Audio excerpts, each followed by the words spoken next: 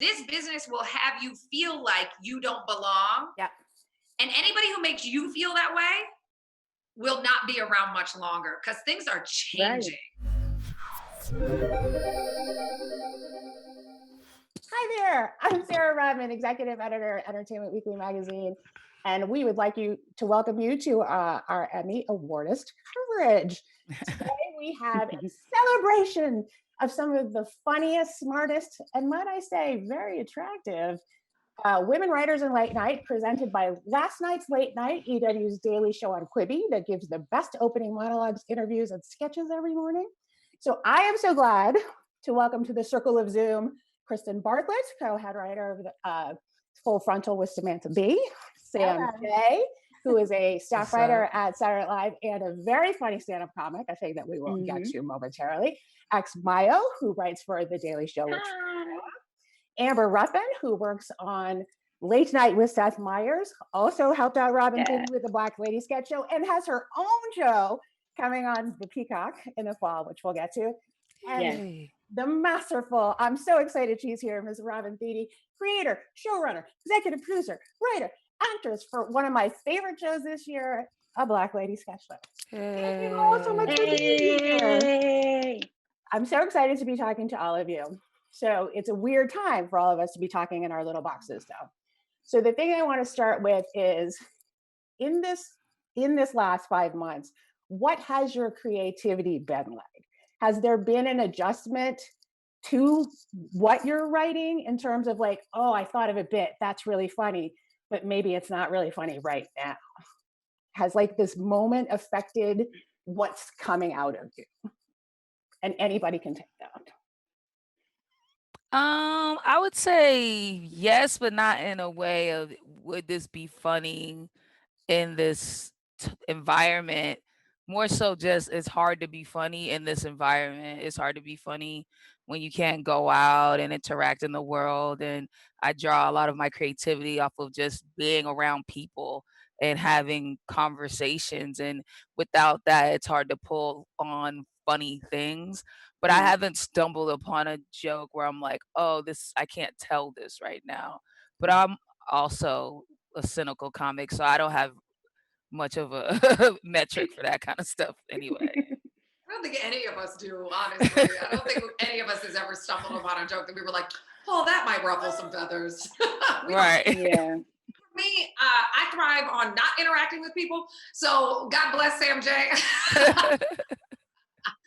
I don't have the range or the interpersonal skills, but I think for me, I just miss shooting. I miss being, we were 5 days away from shooting season 2. It was really hard to just pull up and stop. So I think for me, my creativity, I was like in the zone. So for the first like month, it felt weird to adjust to this, like, well, now I'm not just doing anything. And this is kind of depressing. And my whole staff is out of work and this feels bad.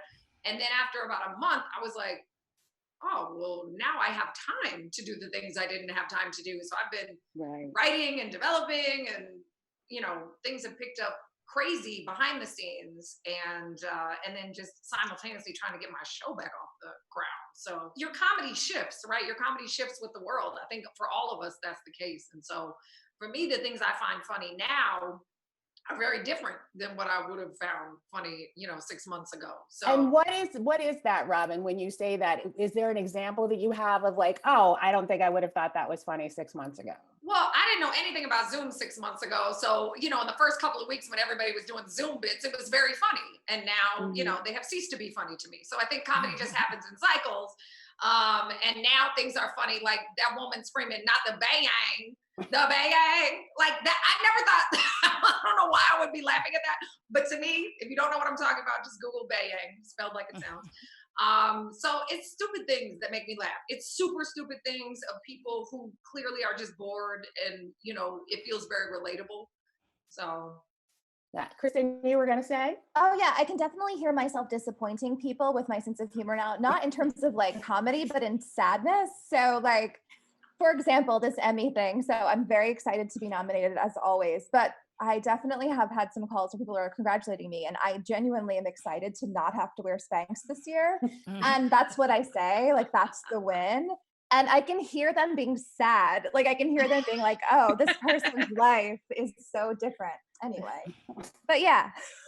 That's a reasonable thing though. And I would just like all the rest of you ladies to be like, and she's like, as always, every time I've been nominated. That's good. Kristen. But Robin, I actually wanted to ask you about that. After what happened with the rundown, getting nominated right out of the gate for this must have been really satisfying. Yeah. No, yeah, it feels really good. It feels really good. 3 nominations for a show that aired a year ago and only had 6 episodes is insane.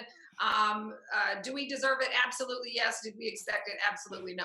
So, I think it's really, really cool. And I think it's really fun to watch the reactions of, even virtually, of my cast, of my writers, of my, Amber, we had a crazy email chain where we were just like screaming at each other over email, like early in the morning before people were really awake. But yeah, it's just dope. It's so dope. And I think that, look, I set out to make a show that looked better than any sketch show out there consistently. And I feel like we did that. No shade, Sam.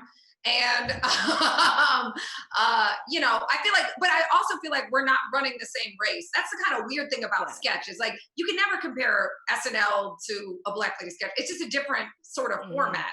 We're inevitably in the same category because it's technically all sketch, but I make a narrative sketch series that's cinematic and grounded in a magical reality. So it's just a different vibe. I mean, so yeah, we're all in the same category, but I think for me, I knew what I wanted to make. And I was saying this about Dime, who's the first Black woman director nominated for a variety directing Emmy and would be the first Black woman ever to win a directing Emmy across all categories if she wins, which is insane. In history, directing at all, not even on a drama. Directing at all. Wow. At all. And obviously we're making history in terms of the show I've created and the makeup of the women, but the directing, but everybody knows that because there's never been a show like this, but for directing, it's really crazy. And Angela Bassett is nominated for a comedy Emmy. Like, yes, Yeah. give That's Black wild. women their things. Yeah. Give their things. 100%. Angela Bassett, please. So the baddest bitch of all. And being funny, like legit funny. Yeah. Like, Yeah. so exciting. I wanted to ask and Amber specifically, because you guys do the literal daily thing that you have to write pretty much every day. And I feel like Seth and Trevor are at the forefront of people who stepped up in this moment and they're getting their props for it too, of being able to transition into this. And I'm curious from you all, what the key to that has been to make that transition so successfully. I don't know. I guess we thrive when we have to. You know what I mean? Like when the protest started and I was like, so stupid. I was like, I'm going to write something about this. Ooh, they won't even know what hit them. And it was just a bunch of dumb, like in the 24 hours that I wrote it, I was like, ooh, this is tone deaf as hell. And no one can ever see that I wrote this, And then the next day I was like, oh, there can't be any jokes about this at all. There is no way in. And then the next day I was like, oh, I'm a whole dead, sad human being. So wow, what a roller coaster. What a journey. What a journey. So we ended up starting the show with me just telling stories about actual times the cops tried to kill me. So yeah, a whole week of it. It was so good. And there was still more to bad, come, right? Like this whole panel, well, at least no offense, Kristen, most of this panel has like weeks worth of this material. I got to follow back a couple weeks ago in LA. Like it is endless, but you made it a thing, like must-see TV in a moment where on paper, nobody would have believed that would have worked as well as it did. I mean, and that's part of what I'm talking about successful transition-wise. And X, for you, how has that been, finding those moments as a writer in this time for your show? Yeah, well, I mean, there were times when I texted my head writer, I said, I ain't got a joke in me and ain't funny. Like I was just like, I am from South Central LA. I'm born and raised here.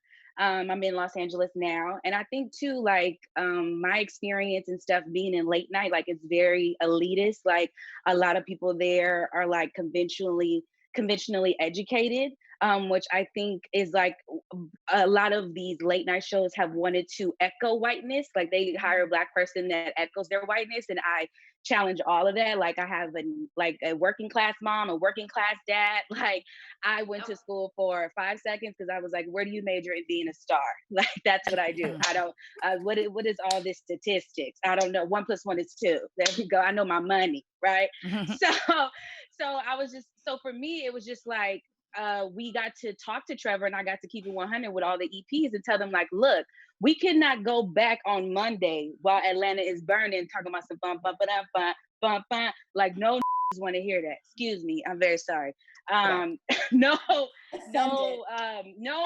people of the African diaspora. Thank you. Thank you for that. My mama gonna be white. Amen. God bless. It's Entertainment Weekly. I know it's okay, man.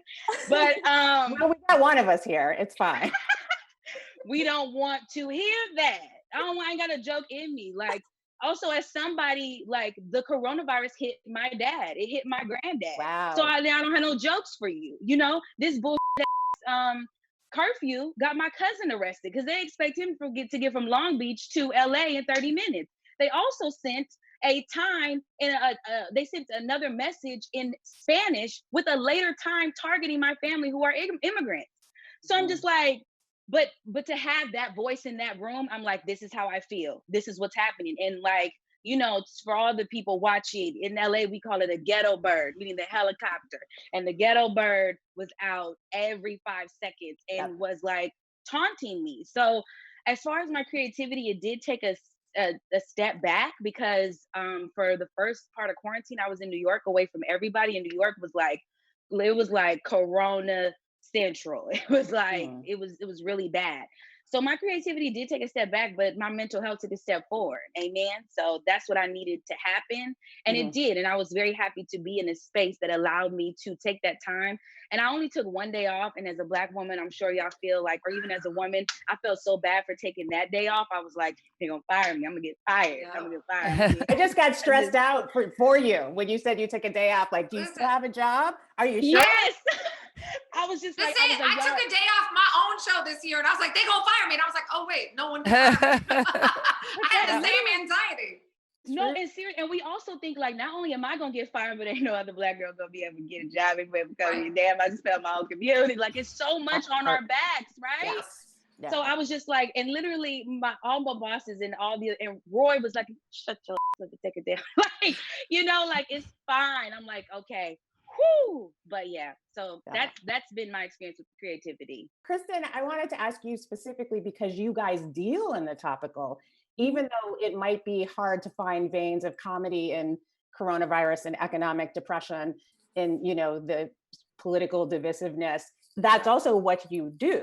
So has this been a rich time for you guys in some way, even though it's been hard? Well, I mean, I think since being at Sambi, we've had a technically rich time, you know, like there's so much has happened, so much is changing. But I think this particular time has been a big challenge because I think I became head writer along with Mac Drucker in February. And I think now it's this new role of like, in addition to following the news, covering the news, it's also taking care of people. And it's like Xing, like listening to how people feel, like listening to like where they are. So it's a lot of managing, in addition to managing exactly what's happening, it's managing just like how people are responding to the world. Yeah, I definitely think that being in the center, and being in New York, like, so with coronavirus, like certainly like being like hearing sirens 24/7 and then trying to write a comedy show at the same time, that's a challenge. I'm grateful that we don't have to do it every day. So it's nice to have the weekly show. And I will say one of the things that I really love that we get to do is kind of take a step back. So we don't have to cover exactly what happened in that moment. It's sort of contextualized. And that's a thing that I really appreciate working on. You have some time. That's always a unique challenge with your show though, too, because, you know, we were whatever. Kristen and I basically roommates. We lived in the same building and we worked on the same building, a floor apart from each other. But it's so interesting. And I know this from doing my late night show, but also with you guys, your process is so tough because you have to watch all the other shows cover it all week long. And then you have to aggregate a new and fresh take that's still going to get people's attention. And I think that's what's magical about what you guys do too. Yeah, So much. absolutely. And Sam, on that sort of a similar tip, you guys, I feel like I speak for a lot of people that we were so grateful that Saturday Night Live was able to come back in some fashion. And I know that must have been difficult to piece that together and to do that show in a completely different way. But thank you, first of all, because I was so happy to have it. So one, did you feel that sense of relief from people that the show came back? And can you talk a little bit about how different it was trying to make those pandemic shows? Yeah, I do want to start with the fact that I have the entire summer off every year, so I feel none of your pain. But What a brag. I was just sitting here like, man, that sounds terrible. Just big chilling. I think that we were happy to be doing something, but we were super bummed that we weren't back in the studio. A lot of the magic of SNL is us being together and riffing together. And Kristen can attest to this. It's like just being in that building and being in that energy matters so much to like what the show's gonna be. And so, especially that first one, I think we all just felt so disjointed. We really didn't even understand how to write it. We were like, okay, so we didn't really have a real grasp of what we were doing yet. But I do feel by the third show, it felt like we were getting it together. So it was like good to know, because that's such a hard show to do, period, to turn a show around every week, a live show. Um, so it was good to see that everybody is as good as SNL says they are, because in like 2 episodes, it was like, oh, we could have done this for a season and it would have been fine. And that's like, to me, was the biggest feat of the whole thing. And then I got a sketch on, which normally doesn't happen. So I also was kind of thankful. I figured, I was like, this mess of a situation has allowed me to sneak in here. Hey. Get so through that the was door also that's good. open to you. That's That was also fantastic. fun. And I just want to selfishly ask you for my own personal edification on this one. You got to work with Eddie Murphy on the Velvet Jones on Black Jeopardy sketch, which was one of the best sketches on what was one of the best shows last year. And I'm just curious what that experience was like for you. Surreal. I don't know if there's another word for it. It was insane. I still don't really know how I felt about it because it was all just, happening. He was like, Eddie being there was crazy in itself. He was like the one guest that I was like, oh, if Eddie came to the show, I would cry. But I was also like sure he would never come. So it just sounded like such a like offhanded thing. And then it was like, he's here. And this is nuts. And the Did work you on cry? Yeah, that's what I was cried. going to ask. I definitely cried. In front of him or no? No, I'm not a loser. I'm not lame. I went and took a walk after he left. Got my stuff together. Good. I'm proud of you. But I mean, But it was great to work on such an iconic character and to work with the writers that originally came up with that character, and for them to be like, yeah, you get this and you're writing this in the right tone and you understand this, was like a huge, I don't know, confidence booster, honestly. Yeah, absolutely. And Amber, you're in a very specific position, unique among the women that we're talking to right now, that you are launching a new show in the middle of it. So first of all, congratulations. Also, how's that going? Girl, I don't know, man. We start in 2 weeks, I think. The show starts, who can say? But the room starts in 2 weeks, and I don't know what. I mean, it's so weird to be so far away from people. Just like Sam was saying, like, what? How are we gonna collaborate? But now, hopefully, it'll be great, because now we're in this. We've been writing shows alone And, unlike sitcoms nowadays, we aren't going to be sitting in a Zoom room all day. I told these people and they were very scared. My writers were like, are we going to have to be sitting and looking at it? I was like, absolutely not. You write your you come to me and we will rewrite it separately and let's go. So it will be like lonely, but like a nice comedy factory, hopefully. I mean, but it is really, it's like you're a test balloon for anybody that is wanting to do really any kind of show right now. And I love that Peacock has the confidence to say, we're not going to wait. We believe in her enough that we want to get this going. We're going to let this old Black lady do a late night show in the middle of where? Yeah. But I feel like Amber's show going into production is a good news for all of us. And Robin, for you, because of the way that you film, do you have any idea when you're going back? Are you already do you have a pile of sketch ideas already ready to go? Oh, no. Season 2 is written. We were 5 days from shooting. So season 2 is written, ready to go. Yes, I know when we're shooting. Okay. You can't say right now, but you feel confident that that's happening soon. So that's good. I didn't say soon. I said I know when we're shooting. Okay, I'm sorry. I take that word back. And Sam, for you, you don't know. I'm assuming you don't know anything about like how that season's going to work yet. When Lauren calls, baby, I come a running. Oh, but we need to talk about 3 in the morning before this is all over, because Sam, I don't know if you've all seen it, has a Netflix special. Yeah. So hot. And I'm curious, in that coming out right now, how great is it to be part of everybody's quarantine, knowing everybody's stuck at home and they're going to watch it? Good and bad. It's good because, there's a bunch of eyes on it. But then I feel like it's also like no one has anything to do but overanalyze it too. So you're dealing with like that at the same time. Yeah. So like good and bad. You know what I mean? I think people are just in a state in the world where like everything is heavy. And so it's like, here's something light, but there's still going to be those everything is heavy people. So in that regard, it's like a 50-50. 20% of this country is on Twitter. 80% is not. Don't let people on social media. That's so important. Yes. Yeah. You killed it. You killed it. You are one of the funniest comedians out here.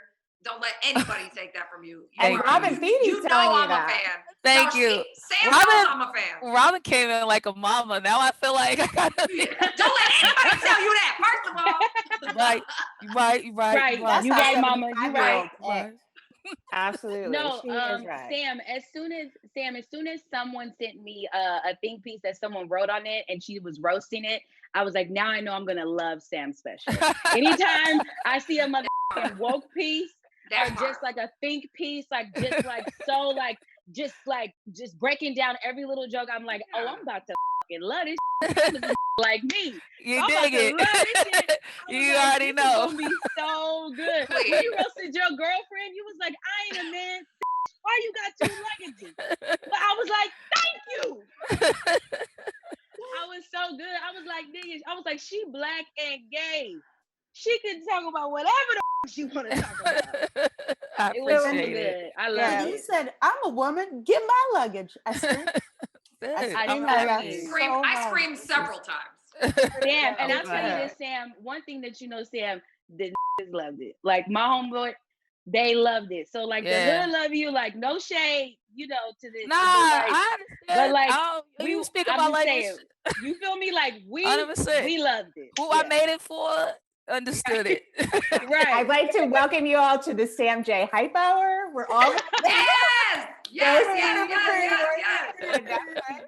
But talking about social media, you bringing that up, and I think for all of the late night folks, Kristen and Amber and X, you have all, and Sam for that matter too. Actually, everybody, Robin too. Yeah, we're all on late as hell. But you've had moments that have gone viral, right, on social media the next day.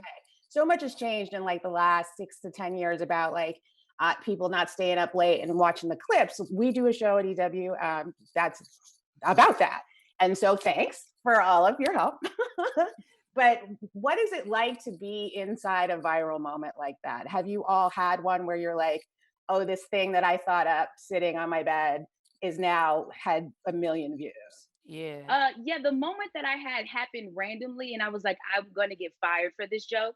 But it was about Meghan Markle. So remember when Meghan Markle was like, "Y'all too racist, I'm out," right? Yeah. So then when that happened, I wasn't on that headline.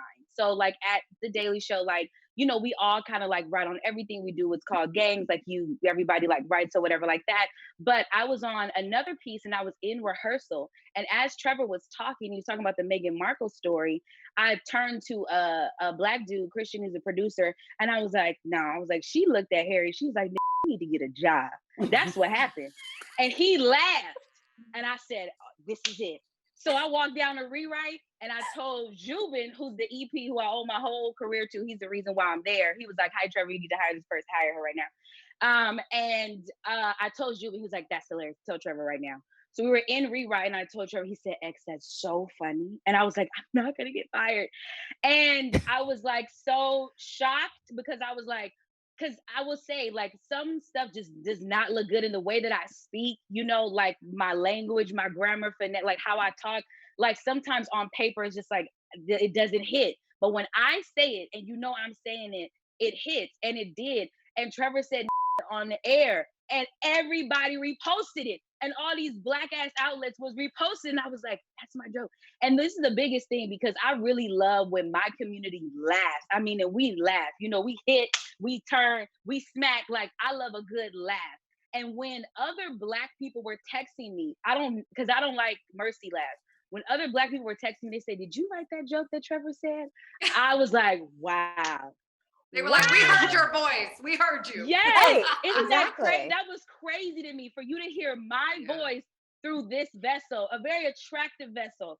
So I was saying, because that's, sometimes that's how people can receive it, right? I was like, Trevor, make sure you use the dips when you say so that they play it again. So you being the attractive vessel. That's what I was. Yes, thinking. exactly. Me too. Right. We're doing a thing after this where we're all going to have a support group to make sure X understands she is not getting fired.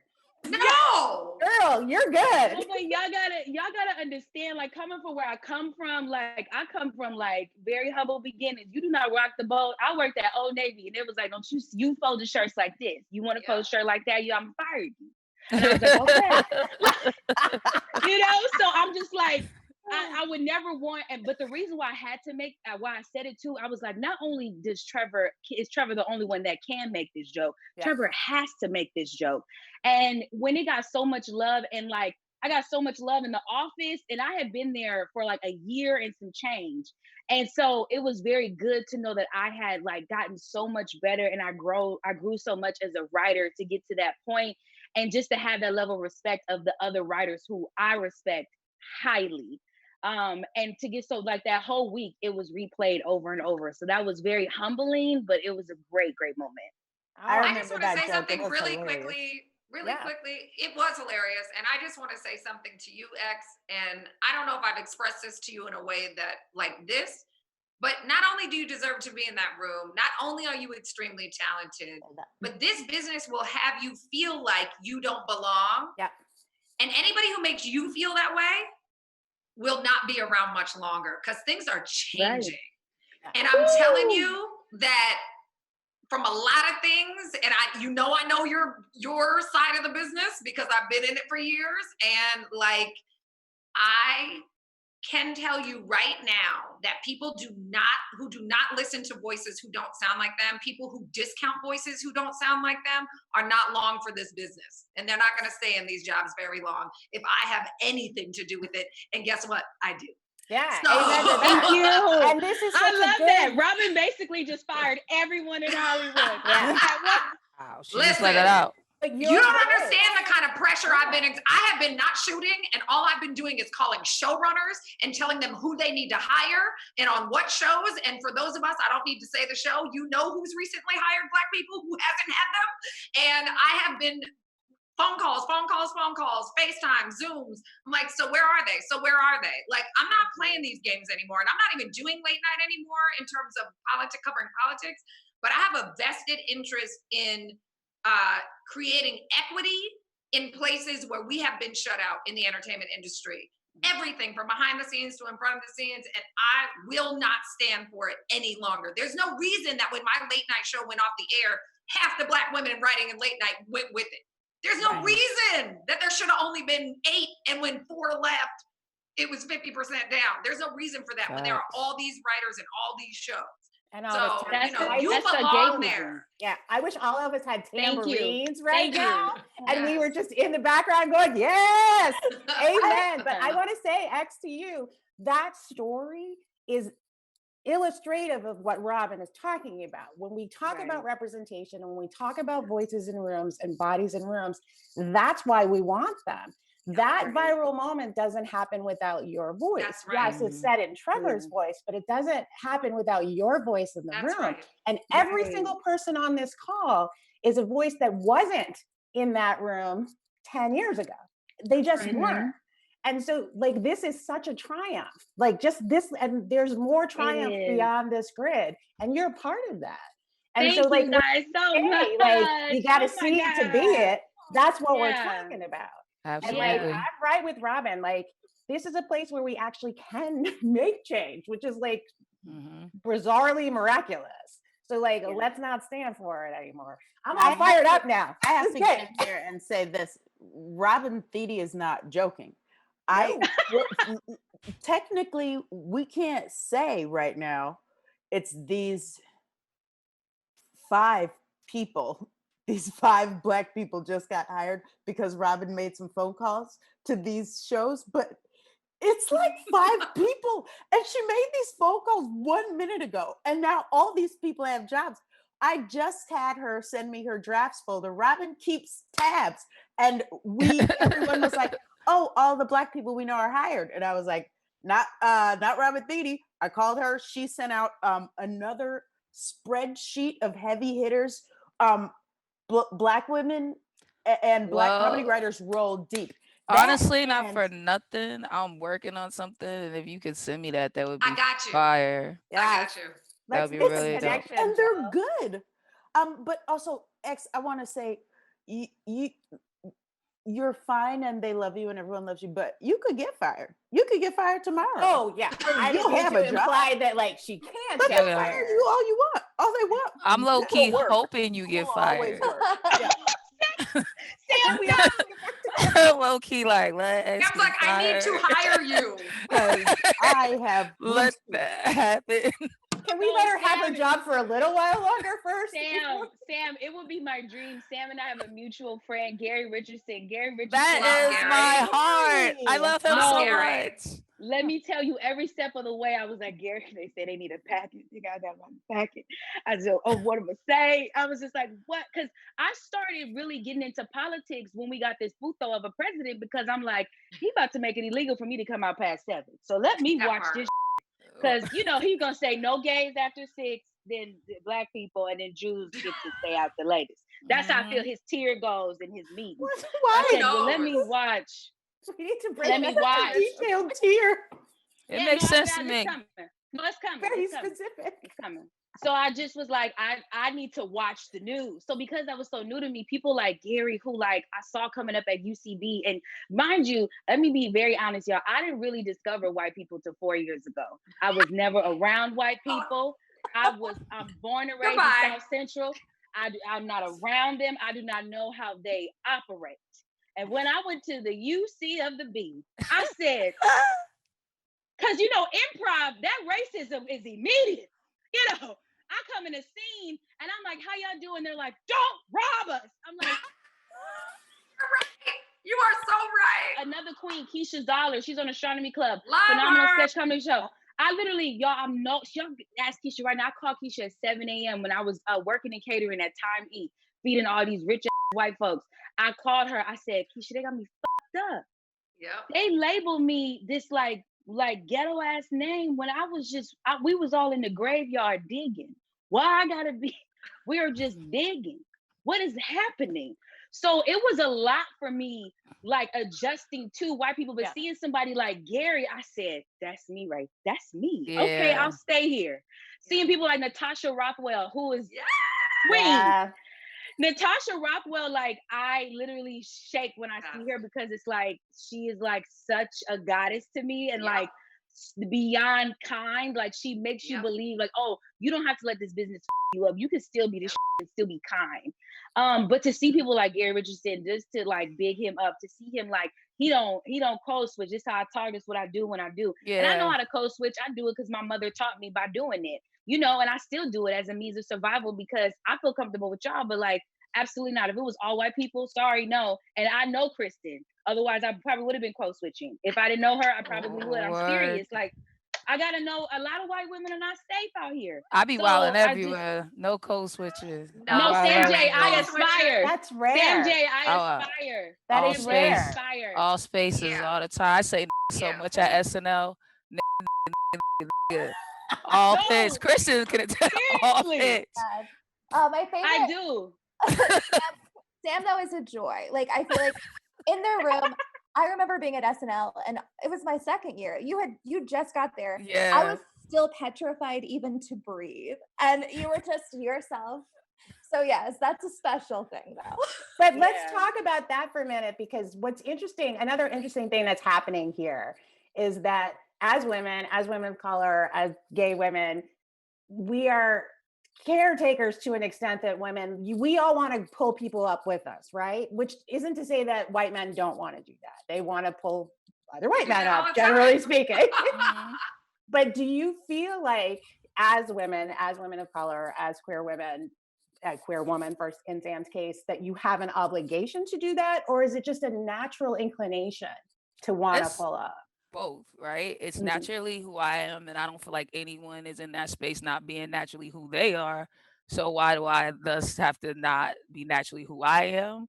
That's one. And two, I feel like when we do go into these spaces, if we continue to like code switch and act the way we're just not paving a way for niggas, you know what I'm saying? And it's like, I want to change the whole way you think about that. And you need to listen rather than be focused on what I'm dressed like, how many chains I got on.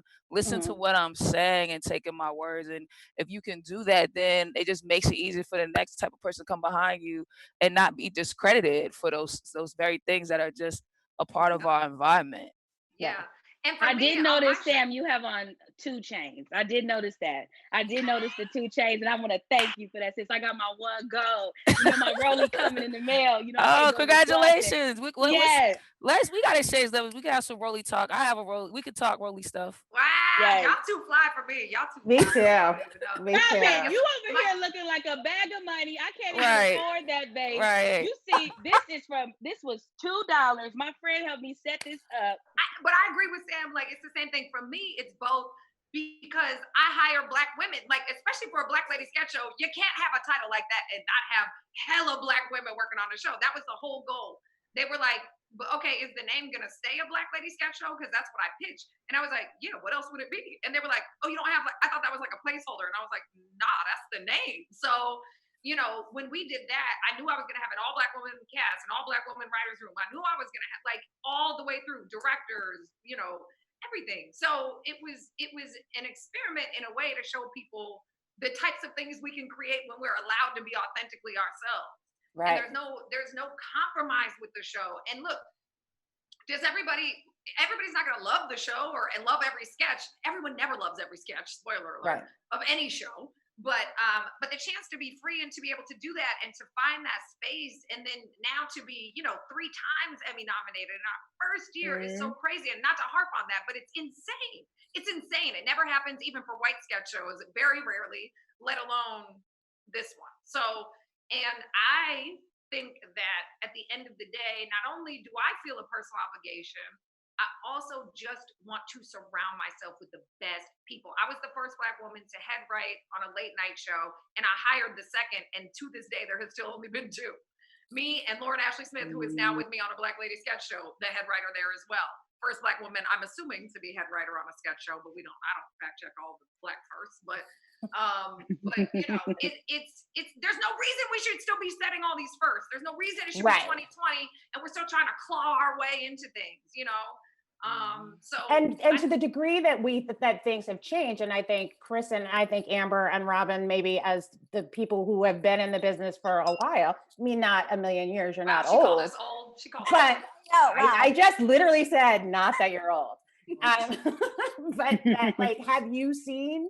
I feel like we are actually seeing demonstrable change, not at the rate that we want, and not in the numbers that we want necessarily. But are you seeing that it has happened? 6 years ago, when I got this job at late night, I am pretty sure I was all alone.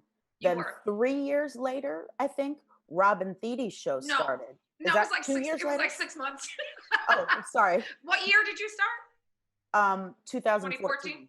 Yeah, so we started hiring in 2014 and we went on the air in January of 2015. I'm very bad at math. When you went off the air, 2017? 16, there were 10 writers. Remember when we all went to dinner for your birthday? Yep. We just called each other. We could all go to dinner. And we all went to dinner. We all went to dinner because every Black woman in late night went to dinner. Yeah, I think, was Ambria there? Ambria was at my show. Ambria was there, Yeah.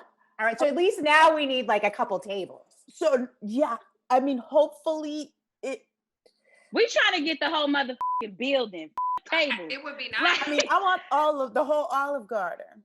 Yeah, all of Times Square, TS Olive Garden, Yes, Olive Garden. and wait, Amber, and you also have to get the breadsticks. You dip it in the Alfredo sauce. Have you ever done that? We're gonna embarrass ourselves so bad. No, this is fantastic. A year from now, what I want is a photo of all of you and like 50 other women at the Olive Garden. This is my request for you. This is the thing that I want to manifest. Well, Times Square, that's up to you.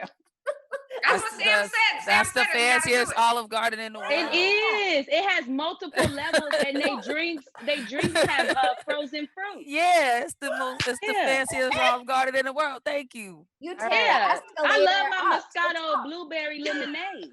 And after all of this, Olive Garden, I think it needs to be on you.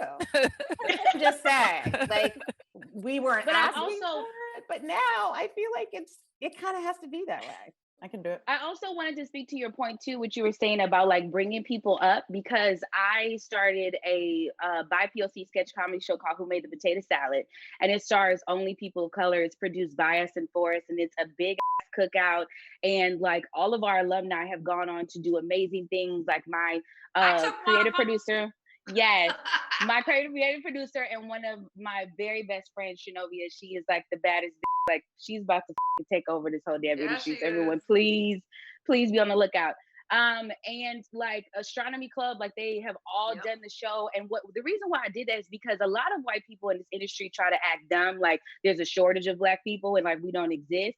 So what I like to do is I invite them all to see the show, and I put them all in front of them, and they've all like been able to get meetings and do stuff, because that's my thing. Like I don't even want people to have a seat at my table. I want to equip you with the tools so you can make your own table and do your own thing, because there's so much money and there's so much room for all of us. And so I am very like adamant about that. And I've also hosted POC entertainment panels, and I do them at the Regency West in Leimert Park, where there's nothing but Black people. If you saw Insecure, like, you know that's where Issa Rae's character works. And in that area, and I like take the load on financially having to turn a Black event space into a theater, because we don't have those in our communities. But I want Black people to be able to hit the corner and be able to come to a quality event that has like Grace Wu. She's the VP of casting at NBC, and Bill Jackson and Carl Tart and all these execs, so that you can learn and you get in free game to people that come from where I come from, that come from the J's, that, you know, are working at the bottom. Because like there's so many Black women that I feel need to be in charge. Like there's so many friends that I have, and they're so good with money and want to do entertainment. I'm like, you should be a line producer. And they're like, what does that mean? Right. I'm like, okay, this is what it is. Yeah. Yes. So I want to, that's the legacy that I want to leave. Although I am very blessed and honored to be nominated for an Emmy, how I made people feel and how people feel about me and the legacy that I left once I leave this earth is far more important. And I believe any leverage that I get as a Black woman in this industry, the only reason I get it is to pull back, to lift as I climb. Period. That's the only reason. Yeah. And that's what's crazy, is that we don't only do all of our jobs at a high level, an Emmy nominated or winning level, we also bring people with us, because we all know what it was like to not have that. Yeah, Yeah. absolutely. And I just want to say on behalf of my mother and all the Black mothers everywhere, we're so proud of you. We're so proud of all of you. I mean, well and truly so proud of all of you. And I am so glad to have had you all here today. I have no idea how we're going to edit this. It's going to be super interesting. But if you Make all sure out there- you open it with Robin saying, "All y'all fired in Hollywood. Everybody that's f***ing up, you fired." And She don't think coming I didn't for see you.